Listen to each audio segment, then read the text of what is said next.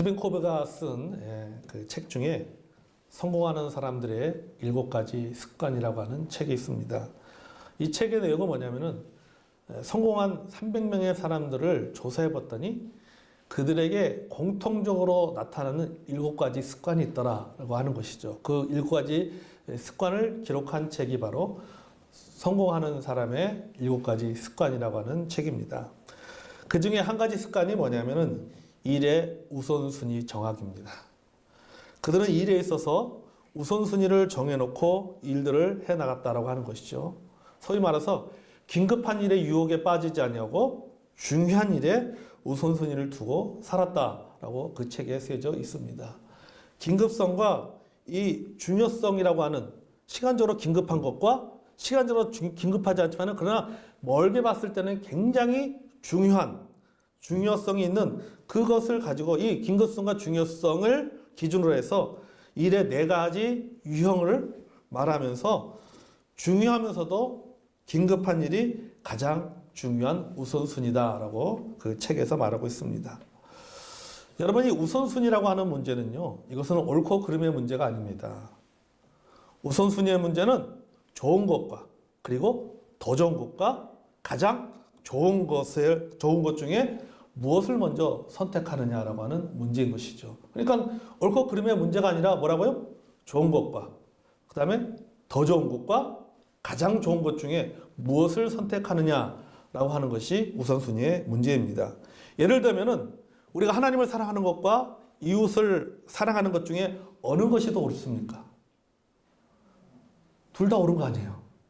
하나님을 사랑하는 것도 옳은 일이고 이웃을 사랑하는 것도 옳은 일입니다. 둘 다 좋은 일입니다. 그러니까 이것은 뭐예요? 옳고 그름의 문제가 아니라고 하는 것이죠. 둘 다 해야 될 일입니다. 그러나 더 좋은 것과 가장 좋은 것을 선택하는 문제라고 했을 때는 무엇을 더 우선해야 되는가가 분명해진다라고 하는 것이죠. 하나님을 사랑하는 겁니다. 아멘. 하나님을 사랑하는 것이 가장 좋은 일이고 그 다음에 더 좋은 일은 이웃을 사랑하는 것입니다. 여러분, 우리가 의식주를 구하는 문제도 마찬가지예요. 마태복음 6장에 보면은 의식주를 구하는 문제와 하나님의 나라를 구하는 문제에 대해서 이야기를 하고 있죠. 마태복음 6장 33절에 보면 너희는 먼저 그의 나라와 그의 의를 구하라. 그냥 이 모든 것을 너에게 더하시라고 말씀하고 있습니다. 자, 이 마태복음 6장의 말씀 같은 경우에도 우리가 하나님께 입는 문제, 그 다음에 먹는 문제, 사는 문제를 구하는 것이 잘못된 것인가? 아니죠. 우리 하나님 앞에 먹는 문제를 구해야 됩니다. 아멘. 있는 문제를 구해야 되는 거예요. 내가 사는 문제를 구해야 되는 것입니다. 그것은 내가 하나님 앞에 기도하는 것, 내 필요를 위해서 하나님 앞에 기도하는 것은 그것은 좋은 일인 것입니다. 당연히 하나님 앞에 구해야 될 일입니다. 그런데 예수님 말씀하고 계세요. 너희가 의식주를 위해서 기도하는 것도 좋은 일인데 이것보다 더 좋은 일은 하나님의 나라를 구하는 것이다. 이렇게 말씀하고 있습니다. 그러니까 오늘 우리의 우선순위는 뭐냐면요, 옳고 그름의 선택의 문제가 아닙니다. 좋은 것과 가장 좋은 것 중에 무엇을 더 먼저 선택할 것인가라고 하는 선택의 문제라고 하는 것입니다. 우리가 공동체를 세워나가는 일도 마찬가지입니다. 이 일도 좋은 것과 가장 좋은 것 사이의 우선순위의 문제예요. 코로나19로 인해서 사역이 멈춰지고 모임이 멈춰지고 여러 가지 많은 사역들이 중단된 것들이 있습니다. 그럼 우리가 그 모든 사역 중에 그 모든 모임 중에서 우리는 무엇을 먼저 회복해야 될 것인가? 무엇이 재건의 우선순위가 되어야 할 것인가? 모든 사역이 다 중요하지만 모든 사역이 다 좋은 것이지만 그러나 그 중에서도 좋은 것과 가장 좋은 것 사이에 우리는 무엇을 더 우선순위를 둬야 될 것인가? 라고 하는 것입니다. 사역인가? 아니면은 예배인가? 바로 예배라고 하는 것입니다. 아멘. 예배가 가장 좋은 것이에요. 우리가 주일 예배를 회복하는 것이 가장 중요한 우선순위입니다. 아멘. 자, 예루살렘 성벽 재건에도 보면요, 이 원리를 발견할 수 있습니다. 이 느헤미야 3장을 여러분 읽어봐야겠지만은 이 느헤미야 3장은 성벽을 재건하는 일에 대해서 기록되어져 있습니다. 성벽을 재건하는 일에 43개의 부족과 그 다음에 75명의 지도자들이 등장합니다.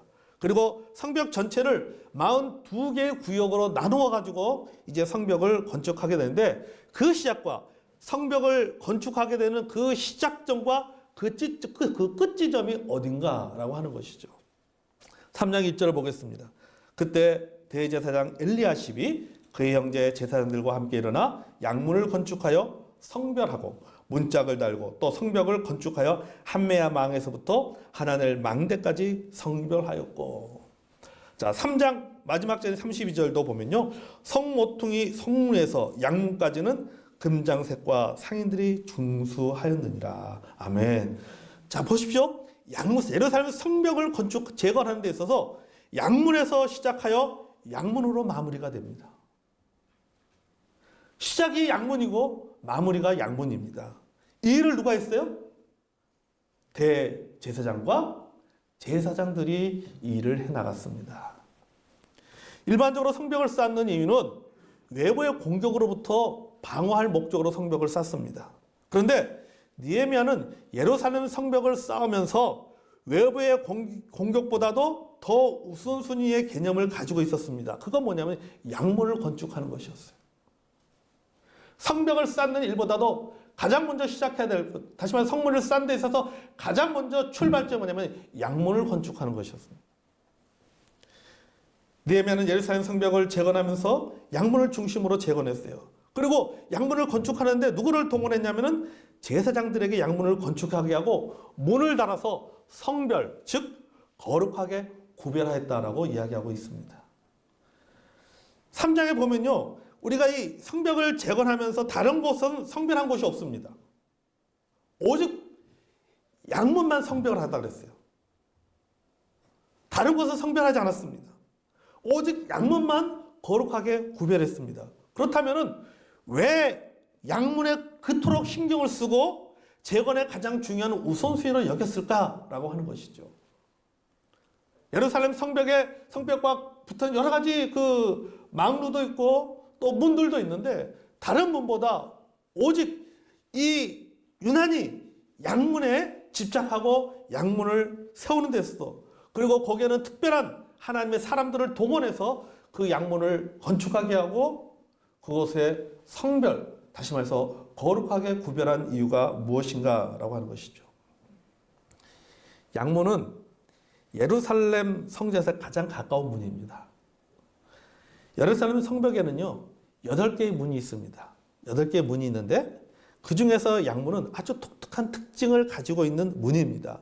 이 문을 통해서 이스라엘 백성들은 하나님께 제사를 드릴 그 양의 제물을 데리고 들어갑니다. 그래서 양이 들어가는 문이다 해서 양문이에요. 복잡한 거 없어요. 큰 의미 없어요. 양이 들어가는 문이에서 양문입니다. 자, 이 양문은 성전에서 제물로 사용할 양들이 들어가는 문입니다. 그럼 이 양문이 오늘날 우리에게 주는 의미가 무엇인가라고 하는 것이죠. 바로 예배입니다.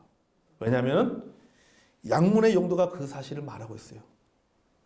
자, 양문은 양이 들어가는 문입니다. 어떤 양이 들어간다고 했어요? 성전에 제사를 드릴, 제물로 드려질 양들이 들어가는 문이 바로 양문입니다. 그래서 느헤미야는 재건의 가장 중요한 우선순위를 어디에 뒀냐면 성전 예배의 회복에 두었다라고 하는 겁니다. 아멘. 예루살렘 성벽의 재건의 첫 번째가 양문의 건축이었듯이 여러분, 우리의 삶의 가장 중요한 우선순위, 그 첫 번째는 뭐냐? 바로 예배입니다. 아멘. 예배예요. 재건에 있어서 가장 중요한 우선순위는 뭐냐? 그것은 바로 예배입니다. 예배가 가장 좋은 것입니다. 아멘. 여러분, 예배는 삶의 오프너와 같습니다. 여러분 오프너 아시죠? 병이나 깡통 뚜껑을 여는 거 아닙니까? 그게 오프너잖아요. 오프너로 뚜껑을 열어야지만이 그 안에 있는 맛있는 음료를 마실 수가 있습니다. 주일 예배는 일주일의 시작을 알리는 오프너입니다. 아멘. 우리는 주일 예배를 통해서 하나님의 선하심을 맛봅니다. 우리는 주일 예배를 통해서 하나님의 능력을 공급받습니다. 우리는 주일 예배를 통해서 일주일 동안 월요일부터 토요일까지 살 수 있는 에너지를 공급받습니다. 아멘. 그래서 우리에게 주일 예배가 중요한 거예요. 그래서 주일 예배는 우리에게 삶의 오프너와 같은 것이고, 그래서 주일 예배를 회복하는 것이 가장 중요한 우선순위라고 하는 사실입니다. 아멘. 우리는 살면서 바쁘다는 말 참 많이 합니다. 참 바쁘다. 또 인사할 때도 바쁘냐고 물어봅니다. 그래, 바빠야 먹고 살지. 그렇게 이야기합니다. 마치 바쁜 것이 미덕인 것처럼 생각합니다. 그런데 여러분, 바쁘면 죽습니다. 왜냐하면요, 한자에 바쁠 망자가 재밌어요. 한자에 바쁠 망을 따져보면요, 마음 신변에 죽을 망자가 합쳐진 단어입니다. 그게 바쁠 망자예요. 그러니까 바쁘면 뭐가 죽는 거예요? 마음이 죽는 거예요. 바쁘면 마음이 죽는 거예요. 그래서 바쁠수록 내가 마음이 죽지 않기 위해서 뭐가 필요한 거예요? 쉼이 필요한 거예요. 멈춤이 필요한 거예요. 잠시 기다림이 필요한 거예요. 잠시 늦추는 것이 필요한 것입니다. 대나무는 높이 뻗어 올라가는 나무입니다. 여러분 잘 알잖아요. 대나무는 크게 단단하지 않은 나무가 20m, 30m 쭉쭉쭉쭉 자랍니다. 근데 그 대나무가 자라는 그 힘이 어디에서 나오는가? 마디에서 나오는 거죠. 마디. 수직으로 자던 대나무가 마디에서 자라기를 멈춥니다. 잠깐 멈추는 거예요. 멈춰서 뭐 하는 겁니까? 대나무 속에 비어있는 공간에 칸막이를 만드는 겁니다. 쉽게 말하면 우리 배로 만들면 뭐예요? 격실을 만드는 것이죠. 격실을. 공간에 칸막이를 만듭니다. 그러면서 힘을 비축했다가 다시 수직으로 높이 또 올라갑니다. 그럼 어느 순간 올라가다가 또 멈춰서 그 빈 공간에 칸막이를 만듭니다. 마디가 칸막이를 만들어서 딱 가둬놓습니다. 그리고 또 올라가고 또 멈췄다 올라가고 또 멈췄다 올라가고 그러는 거죠. 여러분, 이 대나무의 마디를 착안해서 만들어진 물건이 바로 드럼통이에요. 드럼통. 여러분 드럼통 아시죠? 그죠? 여러분 초기에 드럼통은요 마디가 없었습니다. 둥근 이 마디가 둘레 마디가 없었어요. 그러니까는 잘 깨져버리는 거예요. 드럼통이. 그래서는 사람들이 착안한 게 오니까는 대나무의 마디를 착안한 거예요. 그래서 드럼통 주변에 대나무처럼 마디를 이렇게 딱 둘러서 만들어 놨습니다. 그러니까 이 드럼통이요 이리 굴러도 깨지지 않고 저리 굴러도 깨지지 않습니다. 여러분 드럼통이 얼마나 튼튼합니까? 드럼통이 깨지지 않고 튼튼한 이유는 뭐냐면요, 마디 둘레에 드럼통을 돌고 있는 그 마디 때문에 그런 거예요. 마디 때문에. 여러분 뻗어 올라가는 것만이 중요한 것이 아니라 뭐가 중요하다? 마디가 중요하다. 예배는 우리의 삶의 마디입니다. 아멘. 삶의 마디예요. 마디가 없으면 아무리 높이 올라가도 바람이 불면 부러지고 마는 거예요. 마디가 버티게 해주는 겁니다. 마디가 성장하게 해주는 것입니다. 여러분 주일에 우리가 하나님께 모여서 드리는 이 예배는 우리의 삶의 마디예요. 그래서 예배를 회복한다는 것은 뭘 회복하는 것이에요? 내 삶을 회복하는 거예요. 내 신앙을 회복하는 거예요. 하나님과의 관계를 회복하는 것입니다. 우리가 장기적으로 봤을 때 이것보다 더 중요한 우선순위가 어디 있겠습니까? 우리 인생을 봤을 때 내가 주일날 한 번 나와서 드리는 그 예배지만은 그 예배가 내 인생에서 얼마나 중요한 거예요. 물론 우리가 다른 해야 될 일, 긴급할 일도 많지만은 그러나 그것보다 우리 인생에서 더 중요한, 장기적으로 봤을 때 더 중요한 우선순위는 뭐냐면은 내가 주일날 주님 앞에 나와서 예배 드리는 겁니다. 아멘. 여러분 신약 성경에서는요 올바른 예배의 행위를 표현할 때 주로 받으실 만한이라고 하는 단어들을 씁니다. 받으실 만한이라는 표현을 사용합니다. 그러니까 모든 예배자는 하나님께 받으실 만한 것을 드려야 됩니다. 아멘. 그럼 예배와 관련해서 받으실 만한 것이 무엇인가? 신약에는 세 가지를 얘기합니다. 첫째, 예배는 우리가 다른 사람들에게 하는 행동에서 나타날 수 있다라고 말하고 있어요. 로마서 14장 18절 말씀입니다. 로마서 14장 18절. 자, 이렇게 말씀하고 있어요. 이로써 그리스도를 섬기는 자는 하나님을 기쁘시게 하며 사람에게도 칭찬을 받느니라. 자, 여기서 하나님을 기쁘시게 하며 라는 말은 하나님이 받으실 만한 것이다 라는 뜻입니다.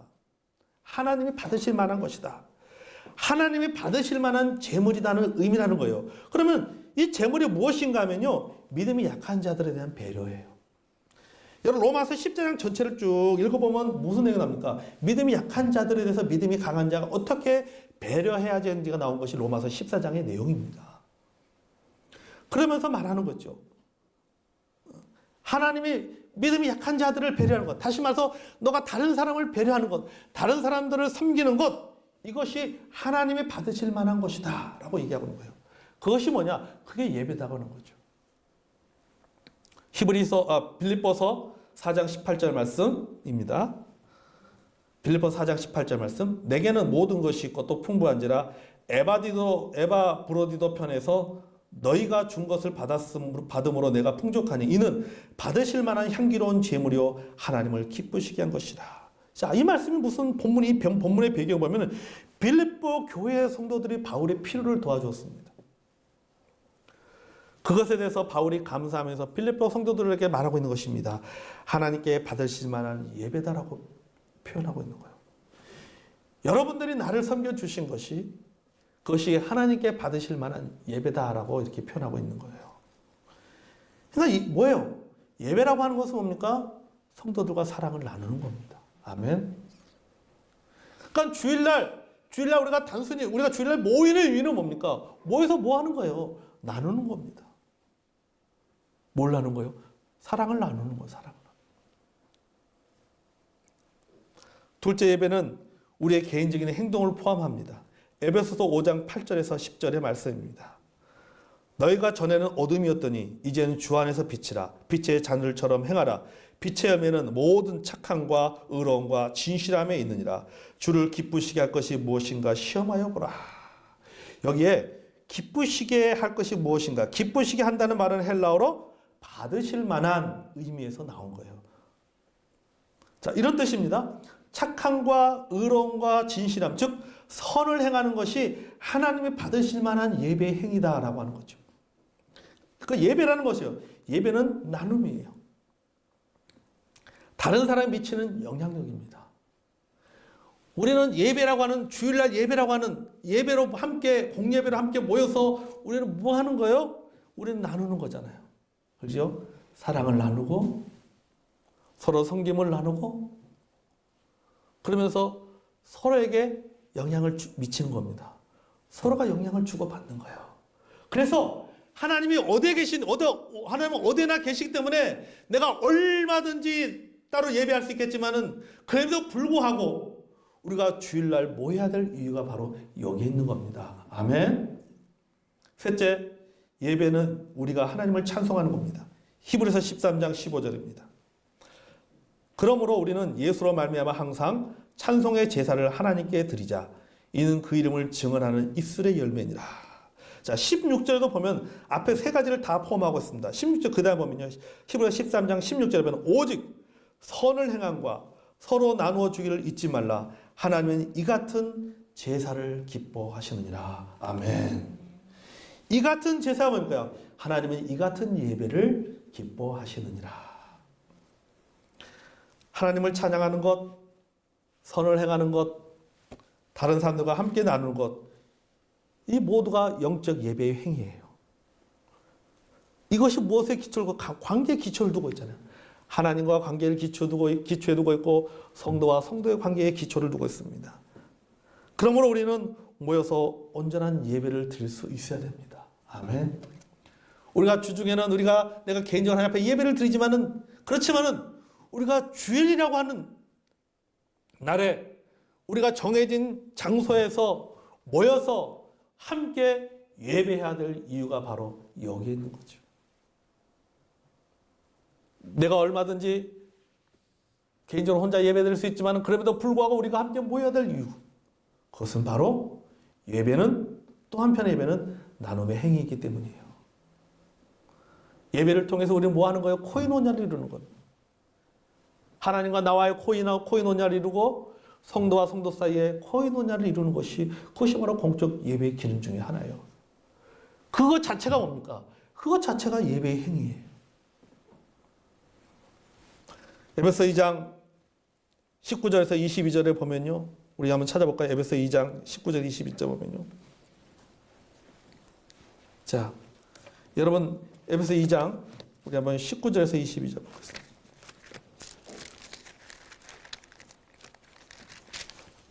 찾았으면 자, 2장 19절부터 22절까지 같이 한번 읽어보겠습니다. 시작.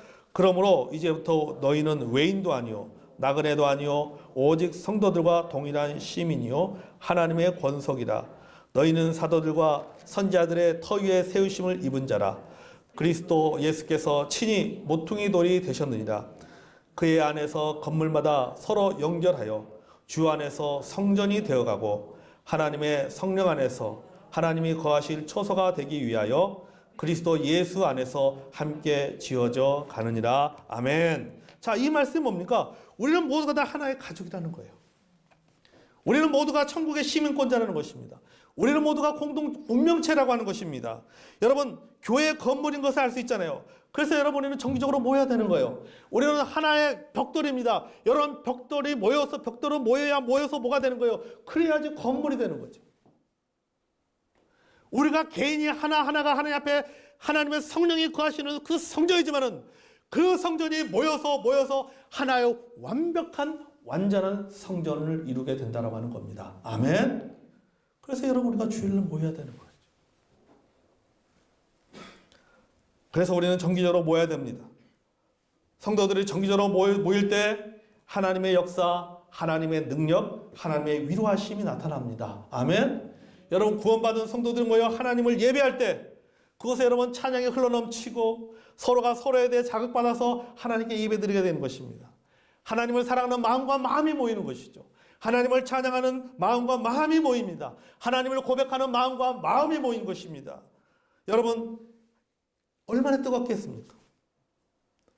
하나님을 찬양하는 마음과 마음이 모이고 하나님을 예배하는 마음과 마음이 모이고 하나님 앞에 감사하는 마음과 마음이 모일 때 여러분 그 찬양이 얼마나 뜨거울 것이고 그곳에 얼마나 감사가 더 넘치겠습니까?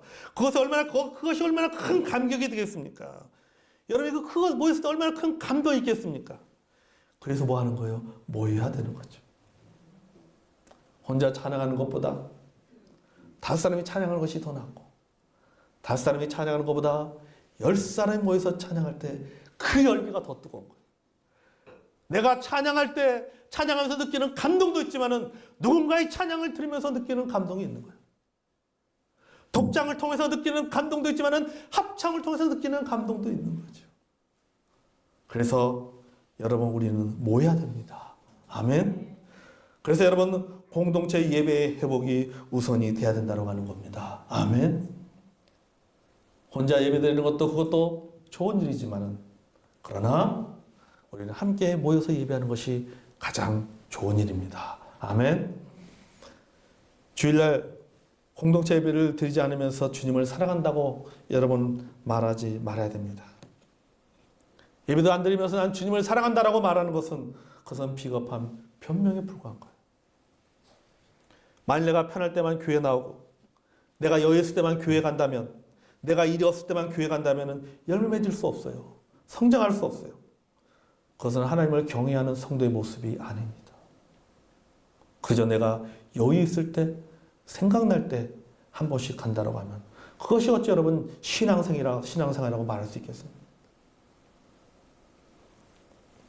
우리는 힘들어도 어려워도 바빠도 일이 있어도 여러분 우리는 하나님 앞에 나가 예배하는 일을 먼저 살며 중요한 우선순위로 여겨야 됩니다. 아멘. 그게 성도의 모습이에요. 그렇게 하지 않으면서 내가 주님을 사랑한다고 말하지 마십시오. 그것은 사랑하는 것이 아니에요. 그것은 고백이 아니라 자기 합리화이죠. 성도 여러분, 무엇이 우선입니까? 무엇이 가장 중요한, 가장 좋은 우선순위입니까? 바로 예배입니다. 아멘. 공동체 예배의 회복입니다. 이제 우리는요, 가장 중요한 것을 선택해야 될 시기에 지금 와 있어요. 온라인 예배도 좋지만, 가능하면 함께 모여야 됩니다. 함께 모여서 서로에게 영적 자극을 주고받아야 돼요. 내가 누군가에게 영적인 자극을 주고 누군가로부터 영적 자극을 받아야 되는 거예요. 서로 사랑을 나눠야 됩니다. 서로가 서로에게 영적 촉매제가 되어줘야 됩니다. 사랑하는 성도 여러분, 이제 많이 코로나 바이러스도 많이 잦아들었습니다. 물론 뭐 언제 다시 확산될지는 그건 아무도 알 수가 없는 것이죠. 그렇지만은 이제는 우리가 개인적으로 우리가 개인 또 위생이라든지 방역에 힘쓰면서 우리가 함께 모이는 일에 열심을 내야 될 줄로 믿습니다. 아멘. 온 성도들이 함께 모여 넘치는 찬양과 풍성한 감사 그리고 아름다운 사랑의 나눔에 풍성한 예배의 날이 속히 오기를 기도합니다. 그리고 우리가 그렇게 기도할 줄로 믿습니다. 재건의 가장 좋은 우선순위, 가장 최우선순위는 뭐래요? 우리가 주일 예배를 회복하는 것입니다. 저와 여러분의 삶에 속히 주일 예배 회복이 있기를 주의 이름으로 축복합니다.